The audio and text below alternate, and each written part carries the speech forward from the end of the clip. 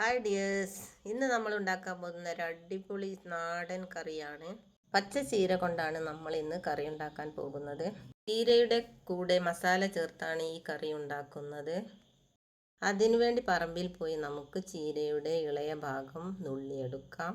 ചപ്പാത്തിക്കും പൂരിക്കും പൊറാട്ടക്കും ഒക്കെ പറ്റിയ ഒരു ഒഴിച്ചു കറിയാണിത്. നമ്മുടെ വീടുകളിലൊക്കെ കണ്ടുവരുന്ന ഒരു സാധാരണ പച്ചച്ചീരയാണിത്. നിങ്ങൾ ഇതുപോലെ ഒന്ന് കറി വെച്ച് നോക്കണേ. ഇതെല്ലാവർക്കും ഇഷ്ടപ്പെട്ട ഒരു ഹെൽത്തി കറിയാണ്. ഞാനിവിടെ കുറച്ചധികം ചീര തന്നെ എടുത്തിട്ടുണ്ട്.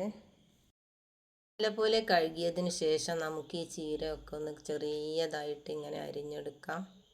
കറിയിലേക്ക് ഒരു അരച്ച മസാല ചേർക്കേണ്ടതുണ്ട്. അതിനു വേണ്ടി 4 വെളുത്തുള്ളി, 4 ചെറിയ ഉള്ളി, 2 സ്പൂണ് മല്ലിപ്പൊടി, 1 സ്പൂണ് മുളക് പൊടി, 1/2 സ്പൂൺ മഞ്ഞൾ ചേർത്തിട്ട് നമുക്കൊന്ന് അരച്ചെടുക്കാം. ഇപ്പോൾ ഇത് നമ്മൾ നല്ല സ്മൂത്തായി അരച്ചെടുത്ത് കഴിഞ്ഞു. കറി വെക്കാനായി നമുക്കൊരു മൺചട്ടി എടുത്ത് അതിൽ 1.5 ഗ്ലാസ് വെള്ളം ഒഴിച്ചു. അരിഞ്ഞു വെച്ച ചീര ഇതിലേക്കിടാം. ഇപ്പം മുഴുവൻ ചീരയും നമ്മൾ ഇതിലേക്ക് ചേർത്ത് കഴിഞ്ഞു. ഇനി നമുക്കിതിലേക്ക് നമ്മൾ അരച്ചു വെച്ച മസാല ചേർക്കാം. ജാറ് കലക്കിയ വെള്ളവും കൂടി നമുക്കിതിലേക്ക് ചേർക്കാം. ഇതൊന്നിങ്ങനെ മൊത്തത്തിലൊന്ന് കലക്കിയെടുക്കാം. കുറച്ച് ഉപ്പിടാം. ഇപ്പോൾ ഇത് അടുപ്പത്ത് വെച്ചിട്ടുണ്ട്. ഇനി ചീര ഇതിൽ കിടന്നൊന്ന് നല്ലവണ്ണം വേവട്ടെ. ഇത് മൂടി വെച്ചുകൊണ്ട് ഇങ്ങനെ വേവിച്ചെടുക്കാം. മൂട് തുറന്നിടക്കൊന്ന് ഇളക്കി കൊടുക്കാം. വീഡിയോ നിങ്ങൾക്ക് ഇഷ്ടപ്പെടുകയാണെങ്കിൽ ലൈക്ക് ചെയ്യാനും ഷെയർ ചെയ്യാനും മറക്കരുത്. മുറി തേങ്ങ എടുത്ത് ഇവിടെ അരച്ചു വെക്കുന്നുണ്ട്. കറി നല്ല തിളച്ചിട്ടുണ്ട്. ഇതിലേക്ക് ഒരു തക്കാളി അരിഞ്ഞതിടാം.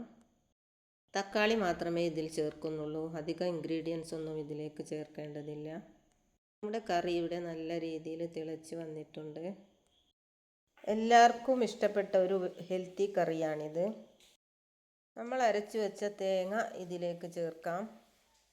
തേങ്ങ ഇതിലേക്ക് അധികം വെള്ളമില്ലാതെയാണ് ഞാൻ അരച്ചെടുത്തിട്ടുള്ളത്. ജാറ് കഴുകിയ വെള്ളം കൂടി നമുക്കിതിലേക്ക് ചേർക്കാം. തേങ്ങ ചേർത്ത് അധികം തിളപ്പിക്കേണ്ടതില്ല. നമുക്ക് കറി ഇറക്കി വെക്കാം. ഇറക്കി വെച്ചതിന് ശേഷം നമുക്കിതിലേക്ക് കുറച്ച് തൈര്, ഒരു 1/2 കപ്പ് തൈര് ഞാൻ ഇതിലേക്ക് ചേർക്കുന്നുണ്ട്. അതും കൂടി ചേർത്താൽ നമ്മുടെ കറി സൂപ്പറായി.